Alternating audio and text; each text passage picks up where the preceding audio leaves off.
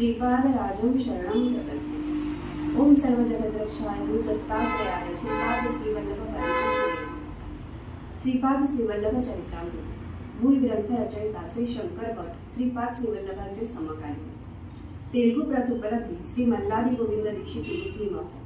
मराठी अनुवाद श्री हरिभाऊ जोशी विपुलकर भाऊ महाराज हैदराबाद। आपण श्रीपाद श्रीवल्लभ चरित्रामृत ग्रंथाचं पठण करतोय। आतापर्यंत आपले 41 अध्याय पूर्ण झालेले आहेत।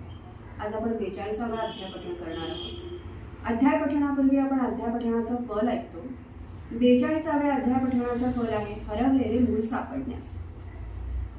नमस्कार, मी सौ मृणाल कुठले शिवाय चॅनलवर आपल्या मनापासून स्वागत। शिवाय या चॅनलवर आपण अशाच आध्यात्मिक कुठल्याही पुस्तकांचं वाचन करतो। आतापर्यंत चॅनलला सबस्क्राईब केलं नसेल तर चॅनलला सबस्क्राईब करा, बेल आयकॉनवर क्लिक करा, म्हणजे पुढच्या व्हिडिओचं नोटिफिकेशन येईल आणि पुढचाही अध्याय चुकणार नाही।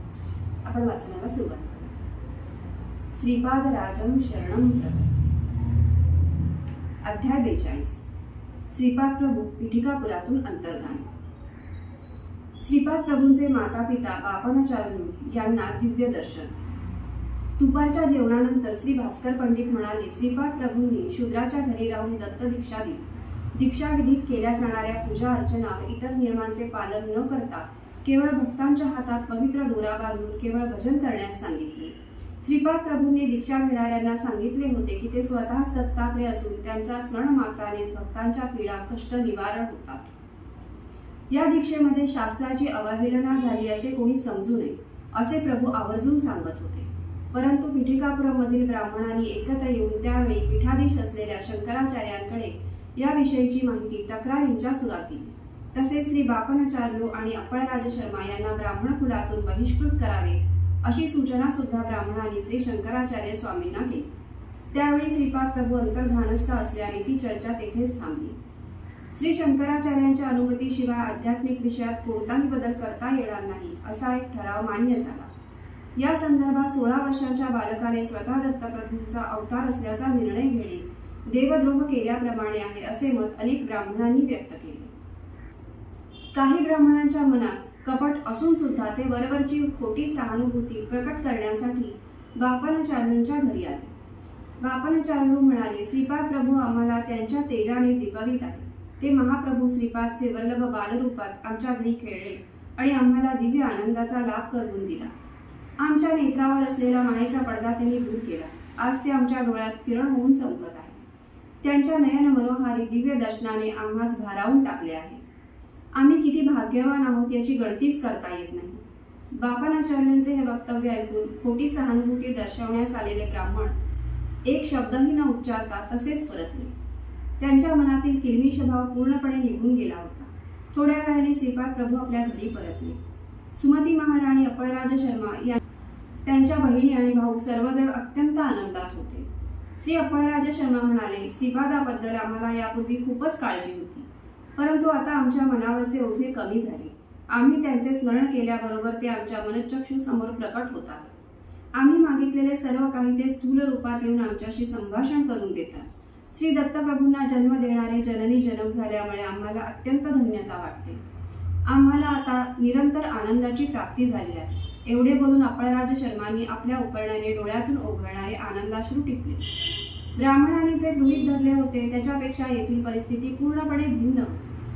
व्यंकटपय्या श्रेष्ठी सर्व ब्राह्मणांना उद्देशून म्हणाले, हे विप्रगण हो, आतापर्यंत आपण काही क्षणांचा काळ श्रीपाद प्रभू बरोबर घालवत असू, परंतु यापुढे ते आपल्या मनःचक्षुत सदैव वास करणार आहे। तसेच स्थूल देहाने दर्शन देऊन आमच्या घरीच निवास करणार आहे। यानंतर नरसिंहवर्मा ब्राह्मणांना म्हणाले, श्रीपाद प्रभूंनी आमच्या डोळ्यावरील मायेचा पडदा दूर केला।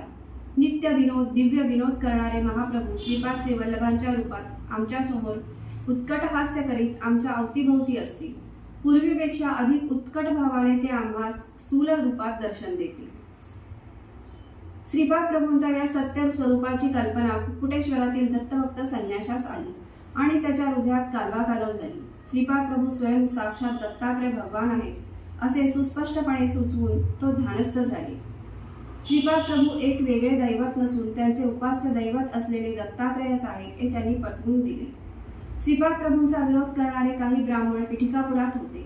त्यांच्या मनात एकच प्रश्न सतत घुळत होता, खरेच दत्तात्रय श्रीपाद श्री वल्लभांच्या स्वरूपात अवतरले का?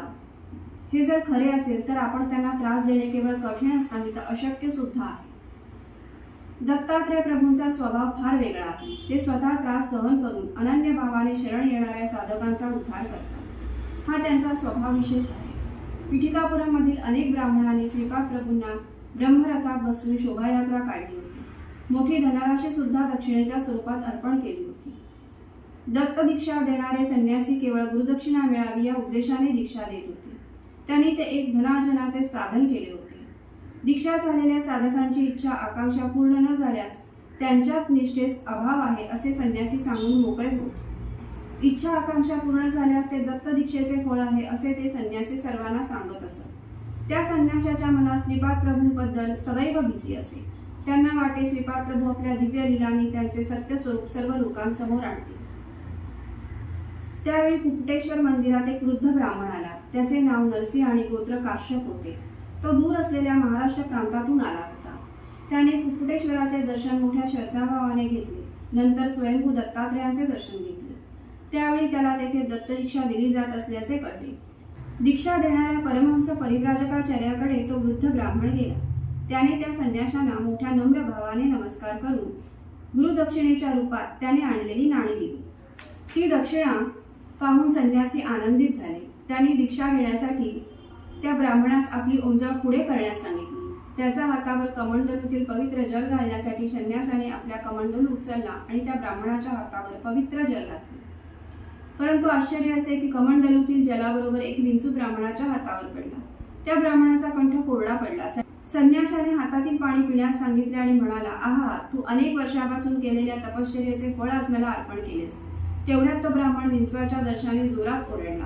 मंदिरात असलेल्या काही ब्राह्मणांना विंचवाच्या दंशाचा दाह कमी करण्याचा मंत्र येत होता. तो त्यांनी घातला, परंतु त्याने दाह कमी झाला नाही. यावेळी तो संन्यासी घाबरून देवळातील एका कोपऱ्यात लपून बसला. दाह कमी होण्यासाठी अनेक मंत्र जप केले. कुकुटेश्वराला अभिषेक करण्यात आला.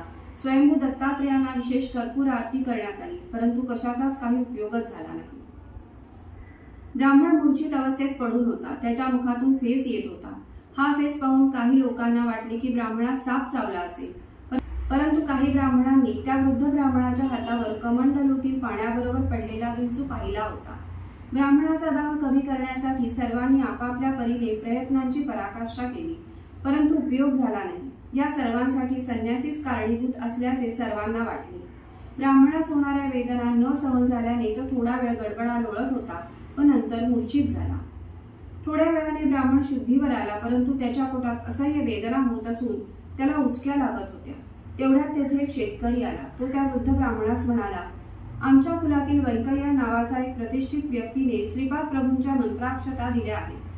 त्या ब्राह्मणाने मोठ्या श्रद्धाभावाने श्रीपाद प्रभूंचे स्मरण करून त्या मंत्राक्षता हातात घेऊन थोड्या आपल्या मस्तकी धारण केल्या.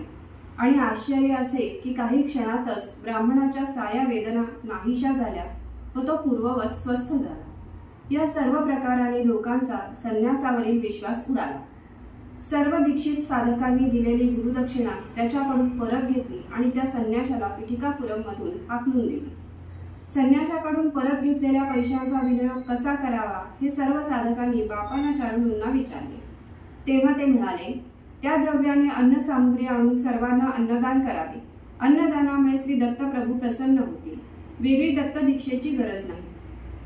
बापानाचार्यूंच्या सांगण्याप्रमाणे कुकुटेश्वराच्या प्रांगणात एक मोठा मंडप घालण्यात आला.